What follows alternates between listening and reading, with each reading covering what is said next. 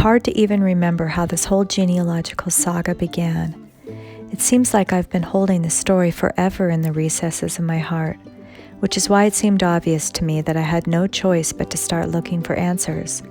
All I knew was that my great-grandpa Richard Shields was an orphan. That's all anyone seemed to know about his past. But when DNA revealed that Dinda had Jewish heritage, I became even more curious. Who were his parents? I had no idea what I was about to discover and how much I would learn along the way. I could never have known that through all my researching, I would feel introduced and even close to all these relatives I never knew I had, that I always missed. We are all connected, that's for sure. Great-great-grandparents, great aunts and uncles and cousins, even the more distant ones. Somehow, I feel close to them, and it's as if there's no space or time between us. I found out that while Dinda was still alive, back in the 1960s, he spent years searching for who his dad's parents were, trying to understand what happened to Pop, trying to grasp the story, all to no avail, except he did find an orphanage ledger note from St. Mary's Training School that briefly gave some vague information about Richard and where his mother was living at the time. All other documents had been destroyed in a fire. While I was in Chicago on a work trip, I was able to check out that old red brick building where his mother lived on State Street. It's no surprise, but I found out that from 1860 to 1920, it was a temporary low-income hotel living space for very poor folks, mostly all immigrants. I even had some time on that same work trip to write a poem to Pop, and here it is.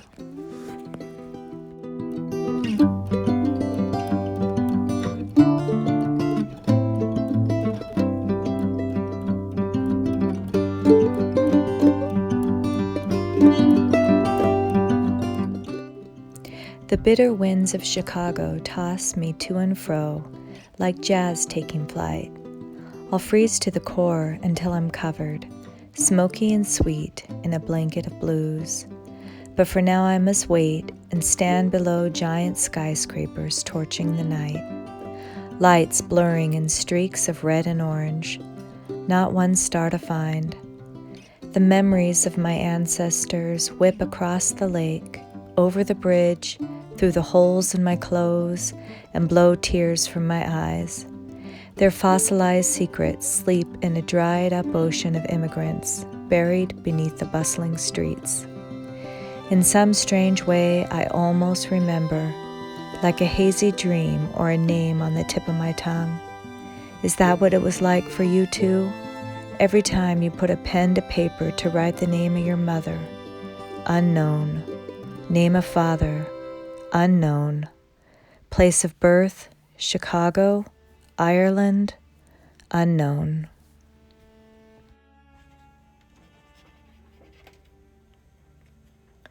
Everyone in the family seems to know the stories about how Pop ran away from the orphanage, but let's go back and try and figure out the timeline. So he was put into the orphanage at age 6 or 7 in 1894, and his Irish immigrant mother was connected to the Catholic Charity Visitation and Aid Society, which means that she was very destitute and had no choice but to give him up. There was a big fire that took place in 1899 at St. Mary's Orphanage, and it ravaged the school and the records. Many orphans ran away at this time, and I believe that Richard was one of them. He would have been around 12 or 13, and it makes sense that he would have been able to survive on the harsh streets of Chicago at that age. Also, he was around that age in the census taken in Kewanee in 1900. There's a family story about how Richard had a brother named Jack that he ran away from the orphanage with. They ended up living on the streets and sleeping in an abandoned doghouse. I can't vouch for the accuracy of the story, but it sure is sad and interesting. Regardless, at some point, a very sick Richard met Dr. Lawrence Ryan somehow, and he took him in and nursed him back to health. He told Richard that he'd take him back to his farm in Kewanee and he could live there with his brother Joe. From that point on, the Ryan family was instrumental in his life. In fact, I've come to believe that the Ryans played a big role in our family's connection to our Catholic faith and all things Irish. It was clear that there was some question on whether Richard was from Ireland. But there were only 2 census records where Richard was listed as being from Ireland. The first one in 1900 in Kewanee and the second in his marriage certificate. All the other records, he lists his parents as unknown and his birthplace as Chicago. It was pretty clear that he just didn't know. So Richard was raised from that point on in Kewanee, and he became a farmer, and he met Laura Sparks, and the rest is history. But what about his Jewish heritage?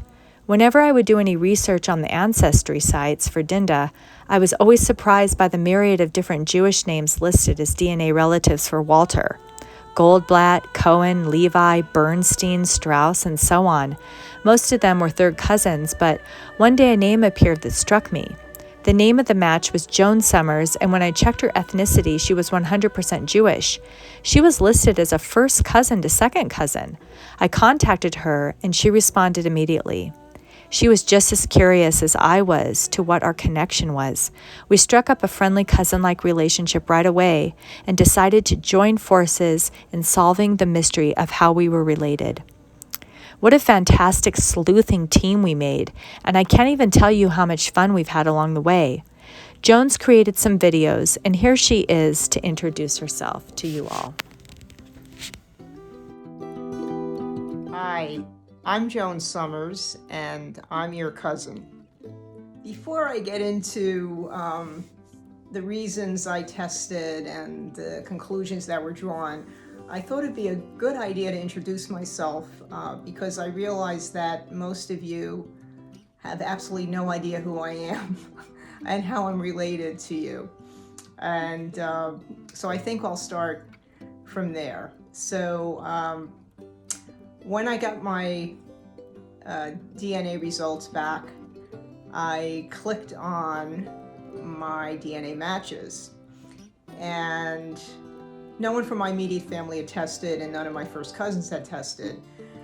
But the first and second cousin category still showed results, and I noticed that my second closest match included a name that I did not recognize, and that was very strange. So that name was Walter Shields.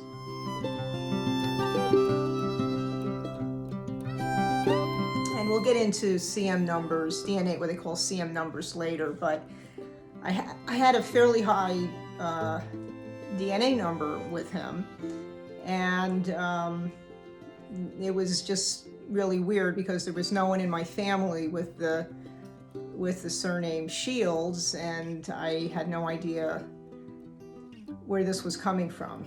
But we'll get into all of the research later, but the conclusion was based on the research Shirley and I did, along with the help of a couple of genealogists, particularly 2 of them that specialize in DNA, is that I am Walter's half first cousin once removed.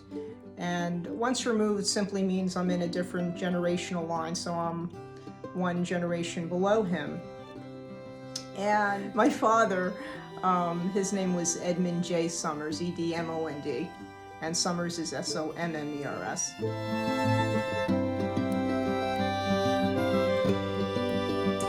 He would have been Walter's, and by extension Walter's siblings, half first cousin. Okay, so what first cousins have in common is the same set of grandparents. And in this case, they're half first cousins, and I'm his half first cousin once removed, because they don't share 2 grandparents, a grandmother and a grandfather, but they do share the same grandfather.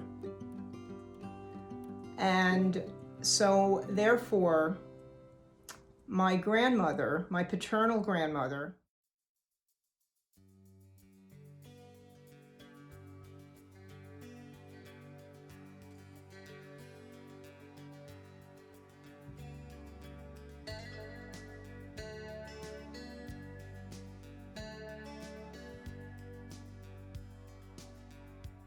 and Walter's father, who was Richard Shields, were siblings. They were half siblings because they shared the same father. Okay, so their father had fathered a child with two different women, and so the descendants of each of these children are therefore cousins, or therefore related. So hope that's not too confusing, but that ended up solving the mystery.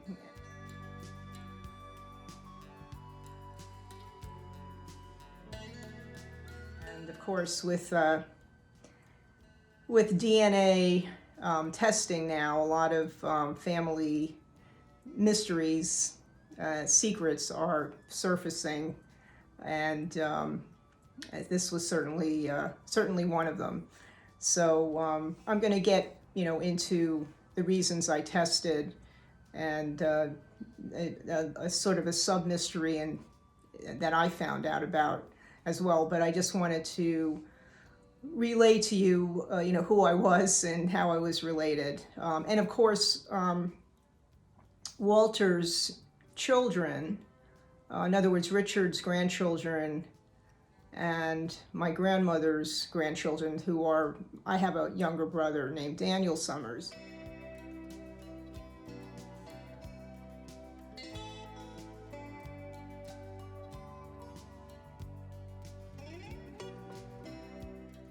We are along the second cousin line, so we're all what we call half second cousins, because second cousins share the same great grandparents. In this case, it's the same great grandfather.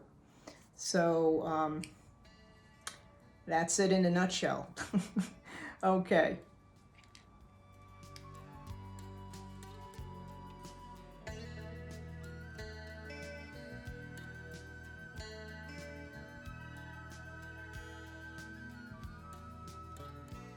So I just wanted to provide you with information regarding the reason I decided to test on Ancestry, to do a DNA test, and a little bit of background regarding my great-grandmother. So the reason I decided to test was that I suspected that she may have had an affair, and that my grandmother was not the biological daughter of the man she was married to, the man who I thought was my great-grandfather. So I'm going to give a little bit of background on my paternal grandmother's mother and father. Well, the man I thought was her father. So my paternal grandmother's mother, my great-grandmother, her name was Hattie Simon Schiff.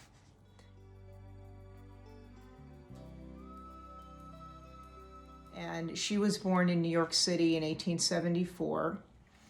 And when she was 20 years old, she married Solomon Schiff, and she was married in 1894.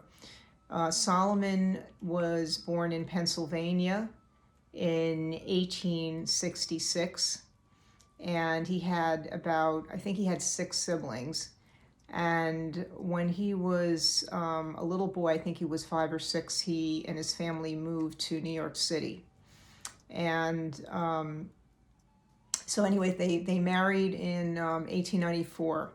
In 1895, Hattie gave birth to their daughter, and her name was Ethel Rose Schiff. And we have a picture of her.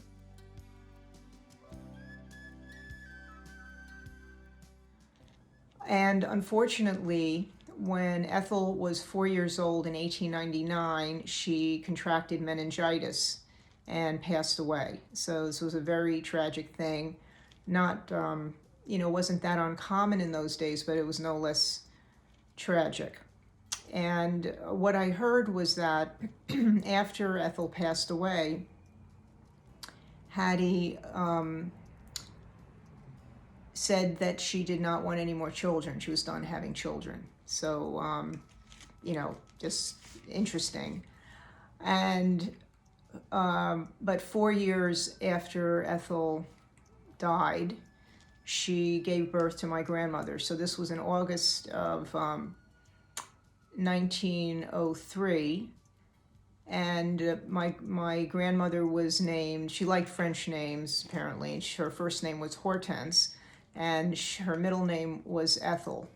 So she was then named Hortense Ethel Schiff.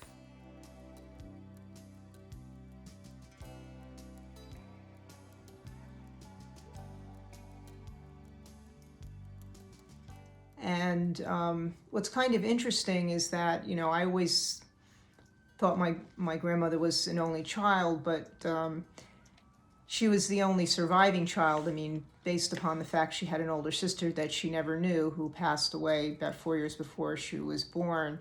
And of course, she also had a much older brother who she never knew.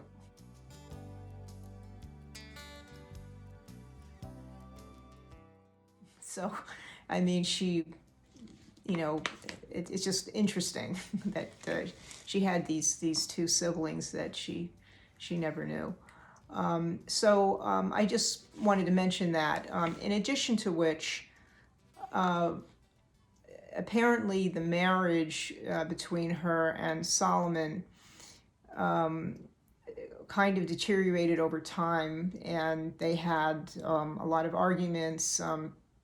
Solomon apparently was not a very good steward of their finances and such, and their standard of living deteriorated, and there was that, and may have been other things. And so what happened was when my grandmother passed away in 1996, she left behind the photo album. The man in the front of the photo album, who looked like Theodore Roosevelt, who Shirley and I nicknamed Teddy, looked like he could have been Christian.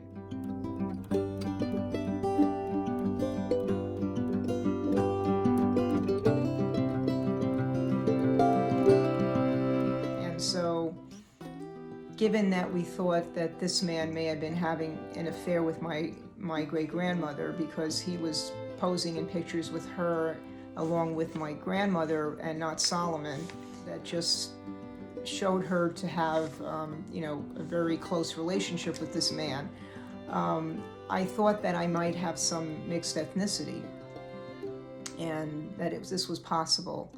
And that was actually the compelling reason why I tested. Well, I was curious about that, and I was pretty sure that was the case. And of course, when I got my results back and it showed that I was 100% Jewish,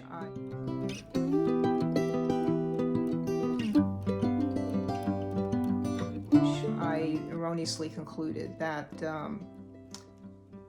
that my great-grandmother Hattie did not have an affair, and that Solomon Schiff was my great-grandfather, and I was pretty much one and done at that point. But of course, that was not the case. To answer the question, the big question of who was Richard Shields' father, we do have an answer as far as who we concluded was his father, and the father of my grandmother. And his name was Abraham H. Epstein. Epstein is spelled Eppstein. And he was one of 8 children born to Henry and Henrietta Wagner Epstein.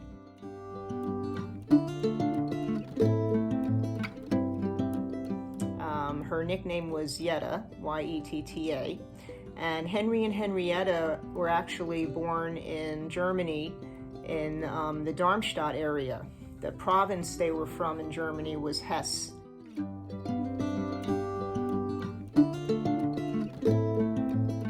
Which is in the southern part. That's where Frankfurt is located. And they immigrated to the United States in the 1840s. there was a very large German Jewish immigration between the 1840s and the 1860s.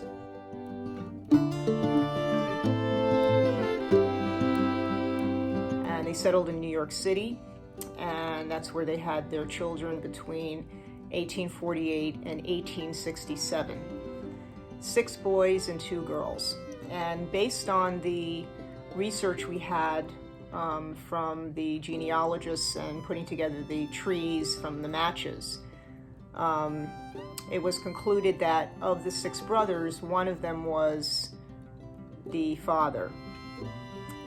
And with genealogy, you have to be a bit like Sherlock Holmes. So there were 6 suspects, and of the 6 suspects, one of them was the father, the culprit, so to speak. And the question became, it was pretty daunting to have these 6 brothers from the 19th century and try to figure out, who would be the father. And so we had a couple things in our favor, because it's very difficult to track the whereabouts that far back. But one of them was the fact that there was a 17-year age difference between my grandmother and Richard.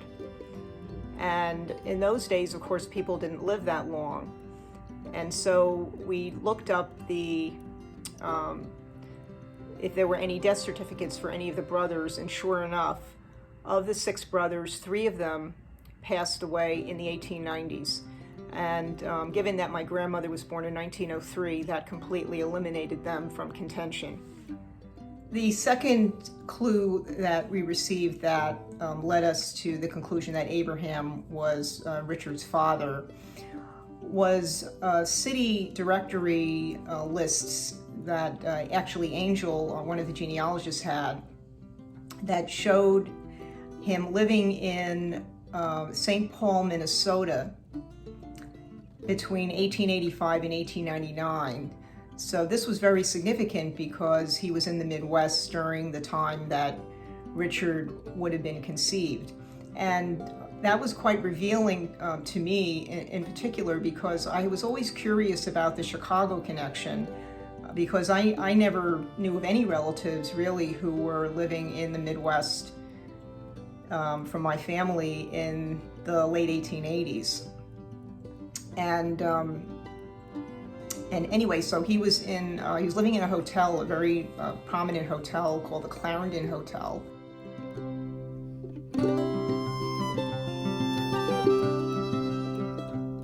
In St. Paul between those dates, between those years. And more importantly, he was working for a company called the Fairbank Canning Company.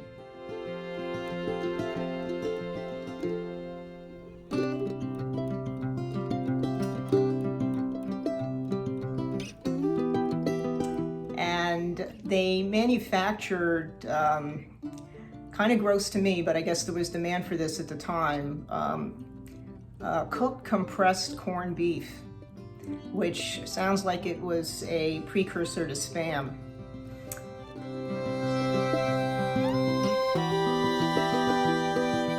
And significantly enough, this company was headquartered in Chicago. And Abraham was a salesman for this company, which would have meant he would have had to travel. And in particular, he would have had to travel to Chicago. And what likely happened here is that he traveled to Chicago. And in those days, when people traveled, they would stay for a period of time when they reached their destination. And he stayed in a hotel. Richard's mother was likely in service at the hotel, being a poor single Irish woman.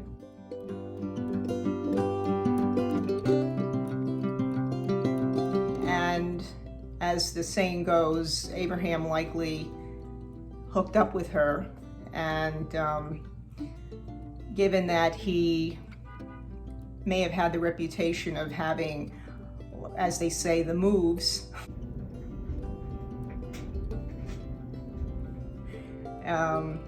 anyway, and she ended up getting pregnant. And when he was done with his business in Chicago, he was done with his other business, he went back to Minnesota. And he likely never had any idea that that he fathered a child, that he had a son. And that is pretty much how we concluded that he was Richard's father. I just wanted to give a little bit of a short amount of insight into my great-grandmother and her likely situation with Abraham, which is a little bit different than the situation with Richard's mother. Abraham's family, we looked up where they were living and also where Hattie's family was living, and also Solomon's family, with city addresses and census records and such. And they were all living in the same area of New York City.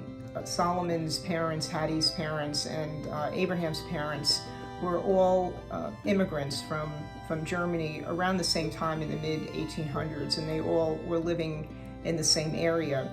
So it's very likely that Hattie knew Abraham and his family from childhood. Some of the brothers may have been suitors. I think I had mentioned that previous, so this wasn't a stranger. And also we found information about the family that they were fairly prominent, and the brothers, were good-looking guys and so forth. And I just wanted to mention that as an aside, and provide a little bit of insight there. Of course, we'll never know the whole story of this affair, and but we can draw certain conclusions based upon some of the information from the records.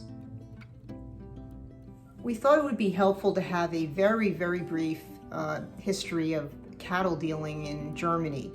I promise you this will be really brief because I really don't know all that much about it, but I did a little bit of research on it and discovered that it actually started way back in the Middle Ages, after there were some very draconian edicts that were promulgated that essentially prohibited Jews from owning land, which was a really big deal back then, because if you couldn't farm the land, you basically couldn't make a living. But they ended up being able to trade the animals and some of the crops on the land. So I guess, as they say, necessity is the mother of invention, and that enabled them to make a living. So that was how that started, and it was then handed down from generation to generation. And the immigration that occurred between the 1840s to the 1860s to the United States was apparently largely a result of wars that were occurring in Germany. There was a lot of unsettled activity and unstable political situation and persecution. And that is why there was that, part of the reason why there was that immigration at that time, and the lack of economic opportunity. And Abraham, he continued the tradition of cattle dealing when he arrived, when he grew up and started out on his own. And in addition to which I found interesting, is he also purchased real estate in the United States. He owned apartments in New York City, and when he was living in Minnesota, he also owned real estate. He purchased lots there near St. Paul. And we know this from his will, because his will was probated, part of his will was probated in Minnesota, and they disposed of the property after he passed away. Anyway, I thought it'd be interesting to get that perspective.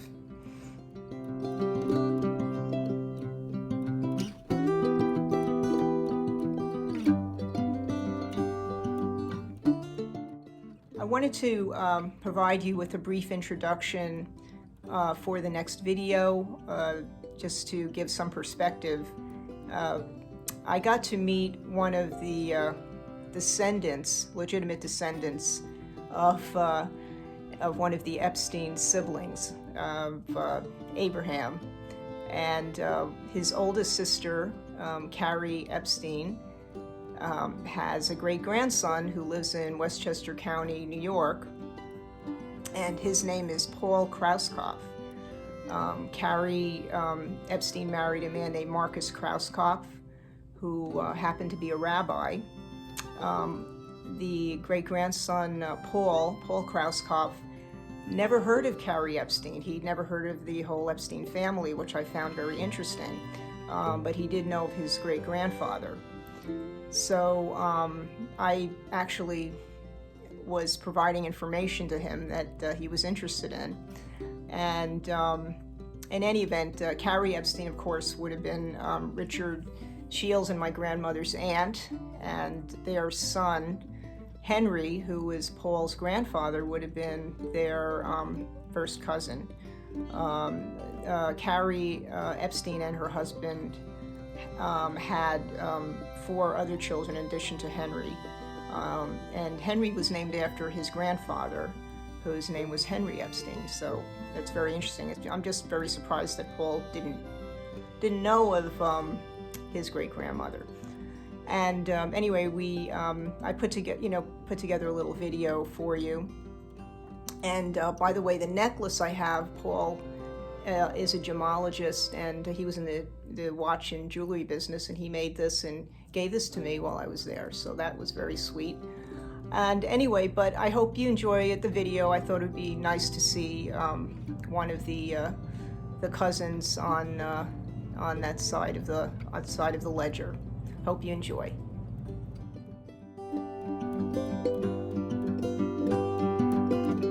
Go. Hi, I'm Paul Krauskopf. This is Chris Krauskopf.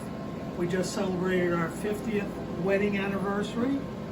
My mother was Henrietta Krauskopf. My father was Herbert Krauskopf.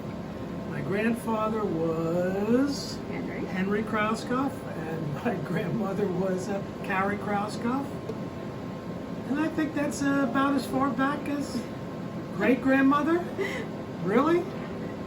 Who was that? Carrie. Carrie was my grandmother. Carrie Krauskopf. Oh, Epstein, yes. Carrie Epstein. Carrie Epstein. It was, which I just found out about. So, sorry for not being able to put that to memory, but I am 74, and this is what happens, short time. So, this is who we are, and we're doing fine, relatively speaking. Hi everyone. So I wanted to create a little video to just talk to you about what happened after we discovered that Abraham Epstein was Richard and Hortense's father. We were so excited and just thrilled that we had cracked the case. We celebrated for a while. Then we realized that we had to go back to the drawing boards, and the journey wasn't over. We had to find out who Richard's Irish immigrant mother was. And it just wouldn't be right if we didn't at least try. So I contacted some genealogists who specialized in Irish DNA. We went right into the DNA sites and started analyzing the DNA and trying to isolate DNA from Laura Ellen Sparks. So basically what it really comes down to is that Laura Ellen Sparks is 100% Irish and has a ton of descendants from her family line, from both, from all of her family lines, from her mother's side, from her father's side, everyone, just lots and lots of them. So Walter had tons of matches and cousins that were related to her that were Irish or of Irish descent, but there were hardly any matches to Walter that were of Irish descent that were not related to her. So we determined right away that this Irish immigrant woman probably did not have a very big family. And if she did, none of them have gotten tested, which the DNA specialists all say that that's pretty unlikely. It's more likely that she just probably didn't have a very big family, which is kind of unusual too for Irish families. You'd think there would be more, but I'll get into that later.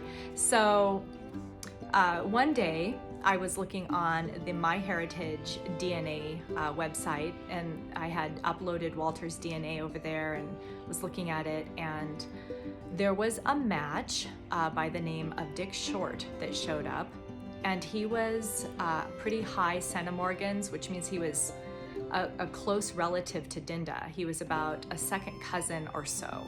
And that was pretty amazing. So I looked at it and began to analyze it and found out that this person, Dick Short, was not at all in any way related to Laura Sparks. So we knew that we had a good match for Richard's mother, and that was really exciting. And so I contacted him, and he was really friendly and immediately shared his tree with me, and we talked through Facebook, and it was really fun to connect with him. And he told me that he thought we should begin with his father's side of the family to try and determine how we were connected. The DNA told us, and the DNA specialist told us, that Richard's mother was most likely a sibling to one of Dick Short's grandparents. So Dick Short's father's side of the family, his paternal grandparents, we began to look at all of them to see if we could find someone who would be a match to Richard's mother that would make sense.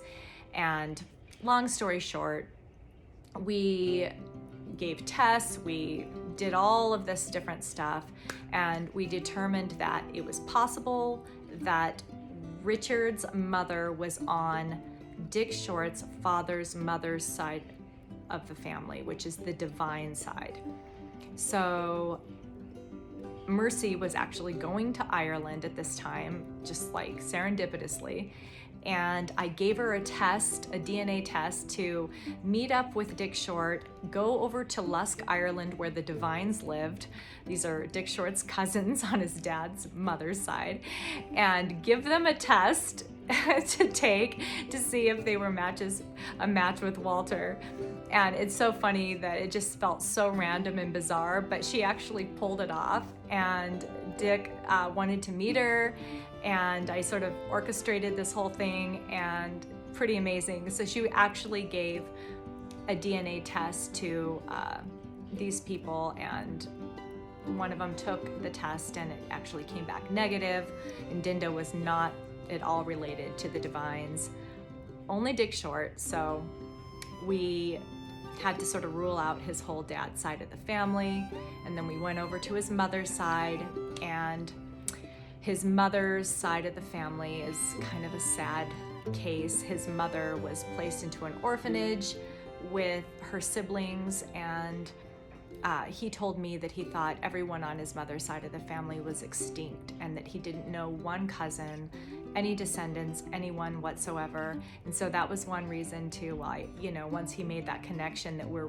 related to his mother's side of the family, he was pretty excited to actually see some living descendants of his mother's side of the family. So that's another thing I thought was really neat. But yeah, Richard's mother is from that side of his family, and they were from County Mayo, very poor, and lots of death and war, and it kind of makes sense that she hailed from that side of the family, sadly.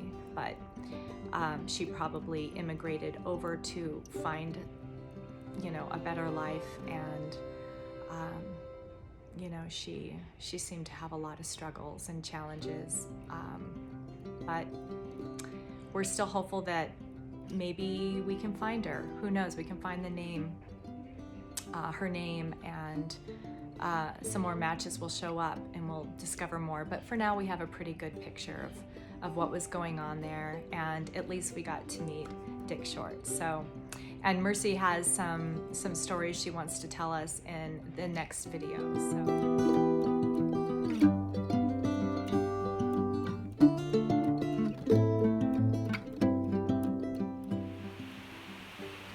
So in the summer of 2020, I had the privilege, right in the middle of COVID, or actually the beginning of COVID, to stop over in Ireland on my way home from Israel and Palestine. And I was there for the month of August. And while I was there, I had the absolute joy of meeting a long-lost Irish relative. Something that our grandpa, Walter J. Shields, had spent his lifetime trying to discover them. And it just seemed like all he ever found was like one dead end after another, and it didn't seem possible that we would actually be able to find like real living relatives in Ireland. We just knew that they were out there somewhere. But through the incredible sleuthing of my sister, she was able to connect me with a man named Dick Short, who lived in Bray, just a little bit south of Dublin. So when I was in Dublin, I took the train down to Bray and met Dick Short on a beautiful sunny day right out there by the water, and we went out and had lunch together, and immediately I just felt like he was somebody that had a familiar sort of feeling. Like it definitely felt like he was family. There was something about some certain expressions he would make, or the way his face looked at certain angles, that looked very related to Dinda, to my grandpa. And it was incredible. Like I would just stare at him kind of in awe. We drove up to another little town, I forget the name, because we were exploring some other potential relatives, and they were relatives of his, and he thought they might be relatives of ours. So we drove up there, and I would just glance at him out of the corner of my eye and look at him and think, oh my gosh, I wish Grandpa could be here and meet him, because they just kind of had a similar sort of sense of humor, and I just thought they would really have gotten along well.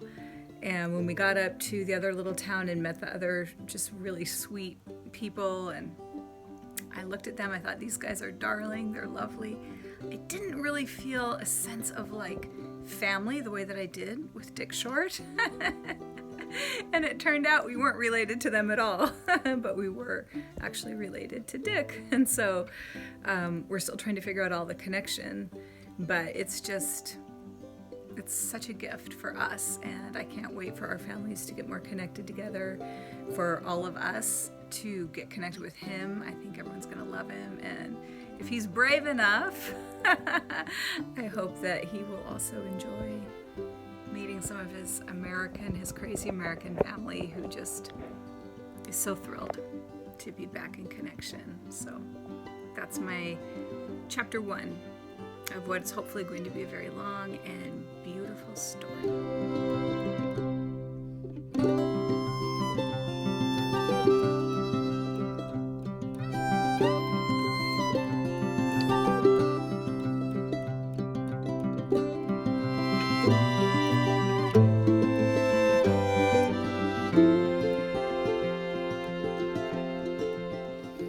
Hello everybody in the Shields family.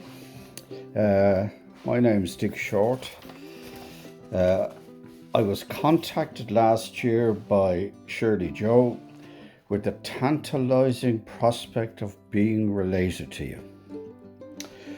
Since then, I've had the pleasure of meeting Mercy. Discussions between us continued on various avenues of my family's history and were examined to try and get a definitive point of connection. My paternal grandmother, Alice Devine, from Lusk, County Dublin, was the possible connection in Mercy's mind. So Mercy and I travelled to Lusk to meet with Matty Devine, who would be the nephew of my grandmother, Alice. And following that, Mercy concluded that Matty or the Devine family was not the connection, which is fair enough. Now, your interest is in my mother and her family. My mother was born in Dublin in 1908 to Alexander O'Reilly and Mary Ann Turner. Alexander was from County Mayo and Mary Ann was from Liverpool in the United Kingdom.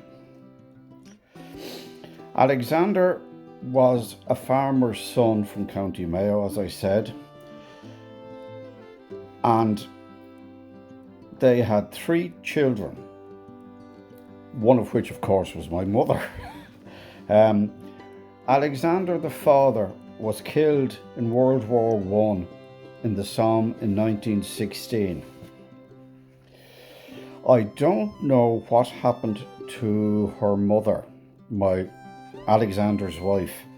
I can find no record of her death. But what I do know is that my mother and her sister were put into an orphanage. And she remained there until she was 14 or 15. Her sister died in the orphanage, as far as I know. And her brother Alexander was installed in the Royal Hibernian Academy in Dublin, which was a school for the sons of deceased soldiers. I'm told by my mother that he emigrated to Canada, but I can find no trace of him. Okay, now it seems unlikely to me that my mother's family is the point of connection between us. If I can go backwards a bit now, you told me at one stage that you found a DNA connection between Catherine Murphy and yourselves and me, and I would be of the opinion that this is where the connection is. Catherine Murphy is my second cousin. Her grandfather is my grandfather. Now, my grandfather had a sister, Elizabeth, who emigrated to the US in the 19th century, near the end of it. I met this woman once. She frightened the living life out of me. She was, I would have been 4, I suppose, at the time. She was all in black and looked like a witch. But anyway, at 4, all old people probably looked like that. She didn't speak to me. She just looked at me and moved on. But anyway, she came home from the US in 1953 after my grandfather died, and she moved into a room in my grandfather's house in Bray, where she died. Anyway, to flesh this out a bit more, Elizabeth, sponsored my grandfather's brother, Michael, and his family to go to the United States in 1915. Now, she was in service then, and they emigrated to New Rochelle in New York State.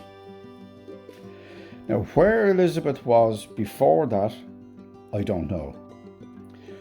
But it's likely, as a young, single girl going to the States, she could have gone anywhere. But I think the DNA between us is on my grandfather's side, and it's very possible that his sister Elizabeth is the mother of Mr. Shields. Well, that's my point of view. Prove me wrong. But it's great talking to you. I hope this isn't too much of a bore. Here we are in lockdown in Ireland, and here I am. I live on my own, and I suppose this is the nearest I'm going to get to a conversation with a foreign person. Anyway, it is February the 3rd. February the 1st is our first day of spring, known as St. Bridget's Day. Now, St. Bridget wasn't a Catholic. She was a Druid so she was a pagan. So our first day of spring is a pagan festival, I hope. Best wishes, good luck, and all my love.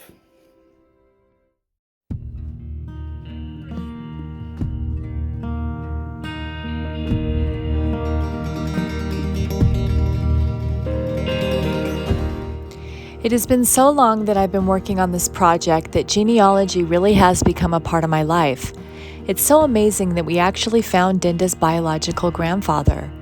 I have often mused upon why the story of my great-grandpa Richard Shields' life has gripped me so much. Maybe I'm just a sucker for mystery, but the more I learned, the more I wanted to know. It did feel like the entire universe was conspiring to help me find answers. In the beginning, I thought it was just because I needed to find out the actual names of Richard's parents. I wanted to do it for Dinda before he died. But that was only half of it. A big part of this research was just connecting with living relatives and making real relationships.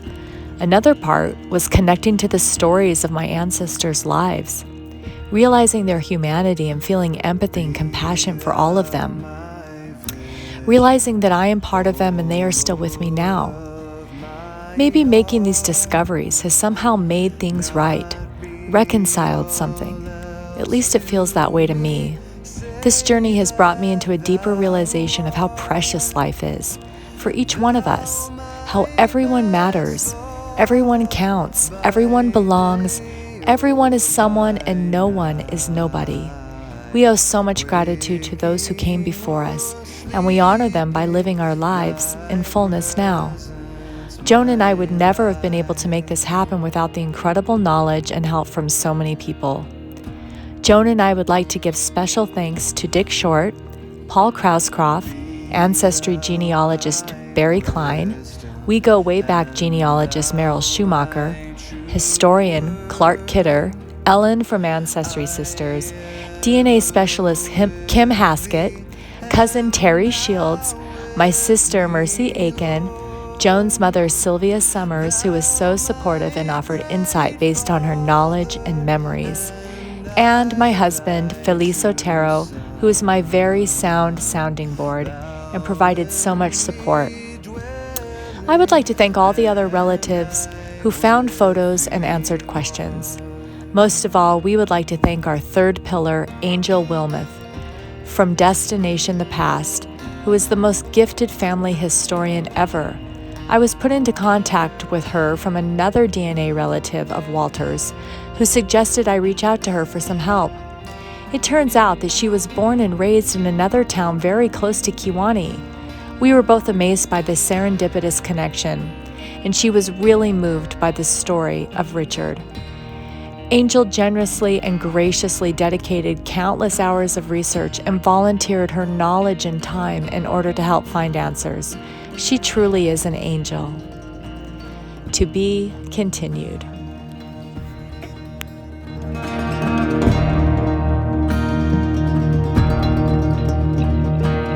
Riches I heed not, nor man's empty praise.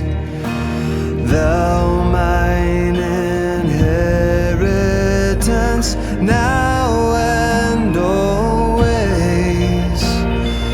Thou and thou only, first in my heart. High King of heaven, my treasure thou art.